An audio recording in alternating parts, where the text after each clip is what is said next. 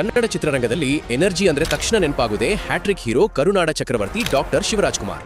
ವಯಸ್ಸು 64 ದಾಟಿದ್ರು ವರ್ಷವಿಡೀ back to back ಸಿನಿಮಾಗಳಲ್ಲಿ ಬ್ಯುಸಿಯಾಗಿರುವ ಏಕೈಕ ನಟ ಅಂದ್ರೆ ಅದು ಶಿವಣ್ಣ. ಸದಾ ಅವರ ಕೈಯಲ್ಲಿ 4-5 ಸಿನಿಮಾಗಳು ಇದ್ದೇ ಇರ್ತವೆ. ಇತ್ತೀಚೆಗಷ್ಟೇ ಕ್ಯಾನ್ಸರ್ ಸಮಸ್ಯೆಯಿಂದ ಚಿಕಿತ್ಸೆ ಪಡೆದು ಕೇವಲ 1-2 ತಿಂಗಳು ವಿಶ್ರಾಂತಿ ಪಡೆದ ಶಿವಣ್ಣ ಈಗ ಮತ್ತೆ ಪೂರ್ಣ ಹುಮ್ಮಸ್ಸಿನಿಂದ ಚಿತ್ರೀಕರಣಕ್ಕೆ ಹಾಜರಾಗಿದ್ದಾರೆ. ಅಷ್ಟರ ಮಟ್ಟಿಗೆ ಅವರಿಗೆ ಸಿನಿಮಾ ಮೇಲೆ, ಅಭಿಮಾನಿಗಳ ಮೇಲೆ ಪ್ರೀತಿ. 125 ಸಿನಿಮಾಗಳ ಮೈಲಿಗಲ್ಲನ್ನು ಕಂಪ್ಲೀಟ್ ಮಾಡಿರುವ ಸೆಂಚುರಿ ಸ್ಟಾರ್ ಬರೀ ಸ್ಯಾಂಡಲ್ವುಡ್ ಮಾತ್ರವಲ್ಲದೆ ಪರಭಾಷೆಯಲ್ಲೂ ಮಿಂಚುತ್ತಿದ್ದಾರೆ. ಗ್ಲೋಬಲ್ ಸ್ಟಾರ್ ರಾಮ್ ಚರಣ್ ನಟನೆಯ ಪೆದ್ದಿ ಚಿತ್ರದ ಪ್ರಮುಖ ಪಾತ್ರದಲ್ಲಿ ಶಿವಣ್ಣ ಅಬ್ಬರಿಸಲಿದ್ದು, ಈ ಸಿನಿಮಾ ಏಪ್ರಿಲ್ 30ಕ್ಕೆ ತೆರೆಗೆ ಬರಲಿದೆ. ಇದರ ಬೆನ್ನಲ್ಲೇ ಸೂಪರ್ ಸ್ಟಾರ್ ರಜನಿಕಾಂತ್ ಜೊತೆಗಿನ ಬಹುನಿರೀಕ್ಷಿತ ಜೈಲರ್ 2 ಕೂಡ ಬಿಡುಗಡೆಯಾಗಲಿದೆ. ಇನ್ನು ಕನ್ನಡದ ಸಿನಿಮಾಗಳ ವಿಚಾರಕ್ಕೆ ಬಂದ್ರೆ, ಡಾಲಿ ಧನಂಜಯ್ ಜೊತೆ ನಟಿಸುತ್ತಿದ್ದ ಉತ್ತರಾಖಂಡ ಸಿನಿಮಾ ಕಾರಣಾಂತರಗಳಿಂದ ಸದ್ಯಕ್ಕೆ ಬ್ರೇಕ್ ಪಡೆದುಕೊಂಡಿದೆ.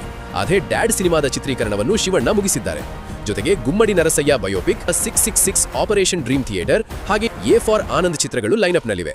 ಹೀಗೆ ಒಂದರ ಹಿಂದೆ ಒಂದು ಸಿನಿಮಾಗಳಲ್ಲಿ ಬ್ಯುಸಿಯಾಗಿರುವ ಶಿವಣ್ಣ ಈಗ ಮತ್ತೊಂದು ಬೃಹತ್ ಪ್ಯಾನ್ ಇಂಡಿಯಾ ಪ್ರಾಜೆಕ್ಟ್ಗೆ ಸಿದ್ಧರಾಗಿದ್ದಾರೆ.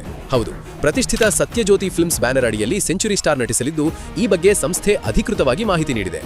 ಇಷ್ಟೆಲ್ಲ ಸಿನಿಮಾಗಳ ಲೈನಪ್ ಇರುವಾಗ ನೀವು ಶಿವಣ್ಣನ ಯಾವ ಸಿನಿಮಾಗಾಗಿ ಕಾಯ್ತಿದ್ದೀರಿ? ಕಮೆಂಟ್ ಮಾಡಿ ತಿಳಿಸಿ.